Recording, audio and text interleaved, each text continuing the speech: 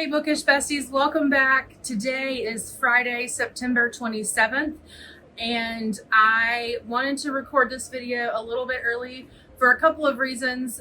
First and foremost, if you live in the southeast of the states and kind of traveling up through Texas to sort of the Ohio, Indiana area, we are kind of in the throes of the aftermath of Hurricane Helene.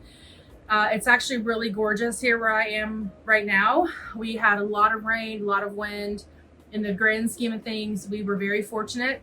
And I know that a lot of our friends in Florida and Georgia and sort of traveling up that way were not so fortunate. So we are definitely keeping our eyes on those areas of the country to offer any support that we can. If you live in those areas and need help, whether it's virtual support or hands on deck or resources, let us know and we will do our best to help you the best that we can. Secondly, I did record this video yesterday. Had a little bit of a crappy day and needed some joy in my life, but since then our book club has changed and I wanted to re-record it so that we would have the correct books in the pile of possibilities. I am by no stretch of the imagination a spooky season girl. I am a summer girl through and through. Give me the sunshine and the sea and the waves and the sand all day long.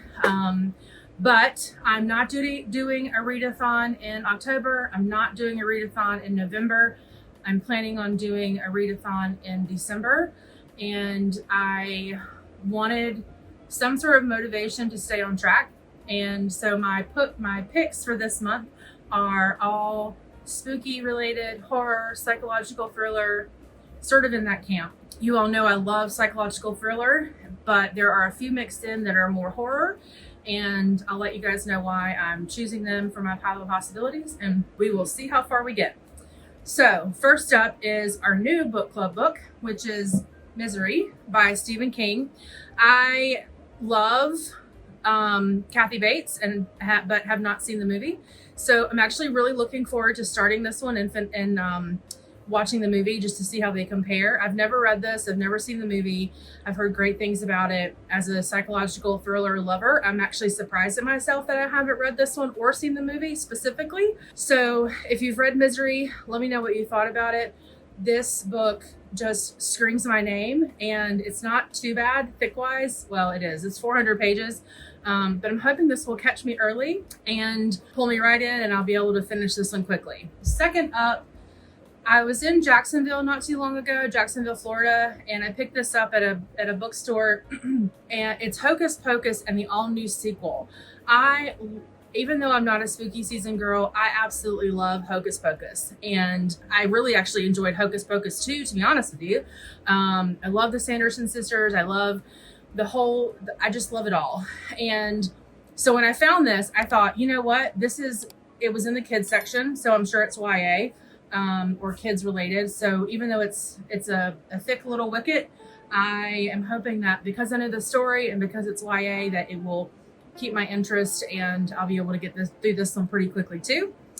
This may be one of those reads that I pick out throughout the month as we head through October, and not one that I just read kind of in one sitting. Next up is actually a book that I am buddy reading with my neighbor Stacy, who is my psychological thriller buddy. This book was actually recommended by Bree. Her handle is @thebooktrovert, and then also by Vanessa, who is Read with Dr. B, and it is Incidents Around the House. I do believe this was a book of the month pick. This one obviously is not. I got it from my local library. I waited forever for this book to become available. So as soon as Stacy's copy is ready from our library, I definitely will start reading this. And they raved about this book. And when you find someone that raves about a book from a genre that you love and they don't always love that genre, to me, it makes it more intriguing to read. I've also heard that it's really good to listen to the audio version of this along with reading it. So I definitely plan on doing that, which hopefully will help me get through it a little bit quicker. But if you've read this one specifically, if you're a book of the month girly and have read this, let me know. I'm really, really interested to see other people's opinions on this, and we'll definitely be letting you know how I feel about this one when I'm done. The next two, I've started them and haven't finished them. I wasn't going to add this next one to my October TBR, but Koda, who I'll tag below, mentioned recently in a sprint that I was on with him that this was his favorite by this author and really just scared the life out of him. So I thought, you know what, I'm gonna do it again. I will say, I think the reason that I didn't get into this book initially was, I think, probably the time of year we read it and probably just my mindset. I'm not typically a mood reader, but if I'm not feeling it, it definitely gets soft DNF. So that is Salem's Lot by Stephen King. Koda had really great things to say about this book, really spooky things to say about this book. As you can see, this book is about 650 pages and I'm on 147.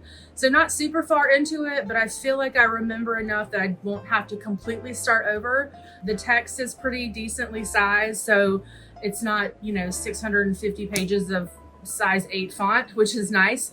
So we'll give this one a go again and see how it goes. I might read this one a little bit closer to Halloween. We'll just kind of see how the cadence of the other 3 books goes, but we'll pick this one up again and I'll let you know. And then maybe last, I started, so when Stacy and I buddy read psychological thrillers together, our sort of thing is that we read them, I pick, she picks, I pick, she picks, and then we read it and then go have lunch and talk about it. And so I got about halfway through this one, so I feel like, and I actually really was very interested in this, but I was taking more than one class in grad school at the time, and I remember work being sort of crazy and life was lifing and I just couldn't finish it. So I found myself really enjoying it, just I couldn't really make it happen. And that is Stephen King's The Institute. So this is our 3rd Stephen King book for October.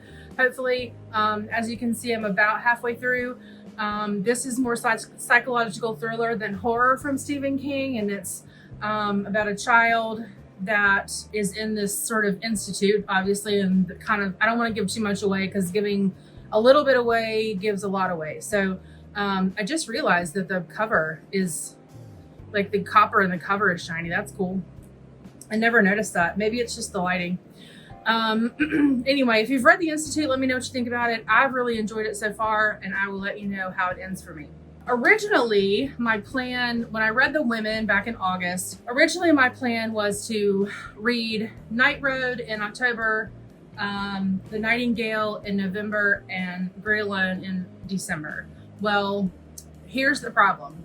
I also promised Corey that I would buddy read the Pumpkin series. Pumpkin Roll, I can't remember exactly what they're called. I'll have the first one popped up right here. And then we would read the Cinnamon Roll in November, and then the Christmas Tree Farm in December by Laurie Graham, maybe. I can't remember. So if I do that, I know those are quick. I know that they're audio. So I'm counting those, but I'm not counting those because I know I'm gonna do them all audio and they're not very long. So definitely adding those. But with the Kristen Hanna stuff, I already have 1, 2, 3, 4, 5, and that's a lot for me in 1 month, even though I'm, kind of into 2 of them. But if things work out well, I'm gonna try to do The Night Road in October by Kristen Hanna. I'm hoping that this will be one that I can grab quickly and will catch me quickly, catch me early, I guess is what I'm trying to say. It's not terribly long. It looks like maybe, 400 pages. But Stacy highly recommends I do this one next. So I'm gonna give it a go. If not, I'll push it off till November. I don't have a lot that I really expect to read. I have, if I include this one, I know of 3 that I wanna do in November, which would be this one, The Nightingale, and then I'm not gonna tell you the 3rd one, plus the Cinnamon Roll, so that's 4. So that might be doable. So we'll put this as definitely a maybe. I think the order that I'm going to do these in will be Misery, probably the Institute next, while I'm listening to the Pumpkin one. Then depending on when Stacy gets her copy of Incidents, I'll either do that one or Salem Slot. And then as we get a little bit closer, I'll kind of pepper in the Hocus Pocus book. So anyway, I want to know what you guys are reading in October. What's your favorite spooky book?